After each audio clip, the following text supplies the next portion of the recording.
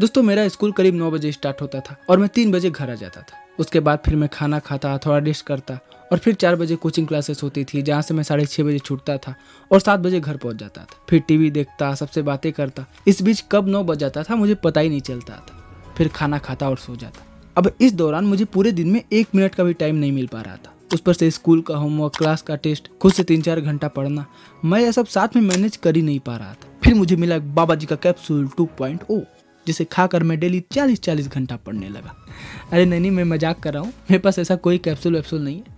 हाँ, बस मैंने उस टाइम पे जो भी 3-4 बातें सीखी, अप्लाई की, जिससे कि मैं डेली टीवी भी देखता, दोस्तों के साथ बातें भी करता, घूमता भी। इन सब के बावजूद मैं डेली खुद से 3-4 घंटा पढ़ पा रहा था। और यह सारी चीज़ें मैं मैनेज कैसे कर रहा था, बस मैं यही सारी बात आपको इस वीडियो में 2 पार्ट में बताने वाला हूँ। तो इस वीडियो के फर्स्ट हाफ में हम यह बात करेंगे कि आपके पास अभी जितना भी टाइम है आप उसे बढ़ा कैसे सकते हो। जैसे कि अगर आपके पास 4 घंटा बचता है तो आप उसे 8 घंटा कैसे कर सकते हो, या फिर 6 घंटा बचता है तो आप उसे 12 घंटा कैसे कर सकते हो। और इस वीडियो के सेकेंड हाफ में हम यह बात करेंगे कि अगर आप स्कूल और कोचिंग साथ साथ कर रहे हो तो आप सब कुछ करते हुए, जैसे कि टीवी देखना, थोड़ा बहुत मोबाइल चलाना, दोस्तों के साथ घूमना, इन सब के साथ आप अपने टाइम को कैसे मैनेज कर सकते हो, कैसे आप 3-4 घंटे खुद के पढ़ने के लिए निकाल सकते हो। तो देखो, अब यहाँ पर 2 कंडीशन। सबसे पहला कि आप किसी डंप स्कूल में पढ़े हो जहाँ पर आपकी पढ़ाई अच्छी नहीं होती है, अटेंडेंस उतना ज़्यादा मायने नहीं रखता है, या फिर टीचर्स पढ़ाई को लेकर उतना ज़्यादा सीरियस नहीं है। तो इस केस में आप अपना पूरा फोकस कोचिंग पे करके स्कूल को पूरी तरीके से नेग्लेक्ट कर सकते हो।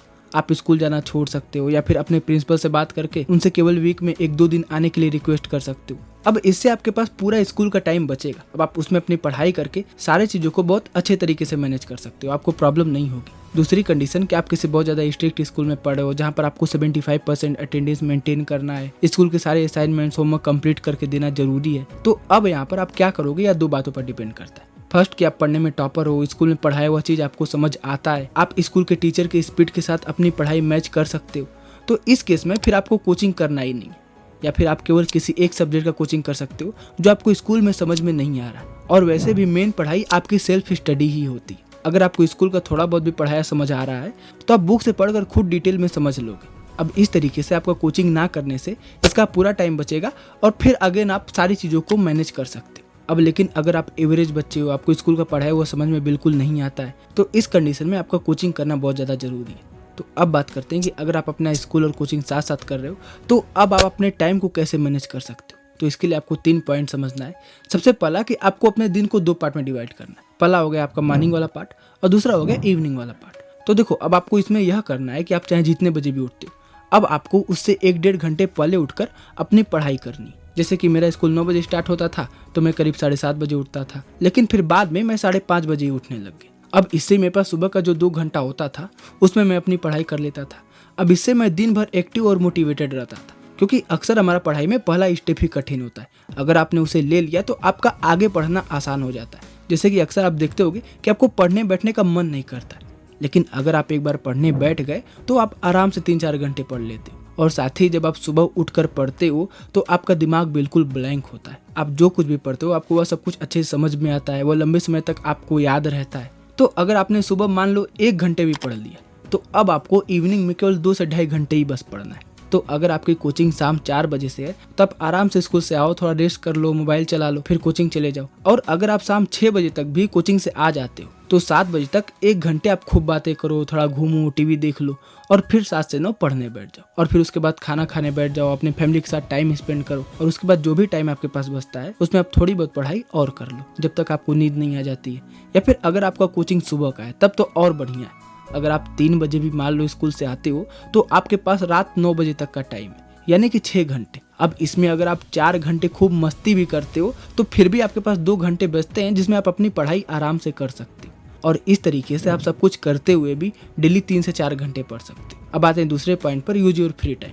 देखो, अब आपको इसमें जो भी टाइम स्कूल में खाली मिलता है, जैसे कि मान लो कोई पीरियड खाली है या फिर आपको ट्रांसपोर्ट के लिए आधे घंटे वेट करना होता है, तो उसमें आप अपना मैथ सॉल्व कर सकते हो या फिर फिजिक्स का प्रूफ डिराइव कर सकते हो। क्योंकि आप शोर में पढ़ने वाली चीजें नहीं कर सकते, लेकिन सॉल्व करने वाली चीजें आप बहुत अच्छे से कर सकते हो। तो इस तरह आप अपने इस टाइम को भी यूटिलाइज कर लोगे। लेकिन हाँ, एक बात याद रखना कि पढ़ाई के साथ मस्ती भी उतनी ही जरूरी, तो इसलिए इतना भी आपको ज़्यादा सीरियस होकर नहीं पढ़ना है।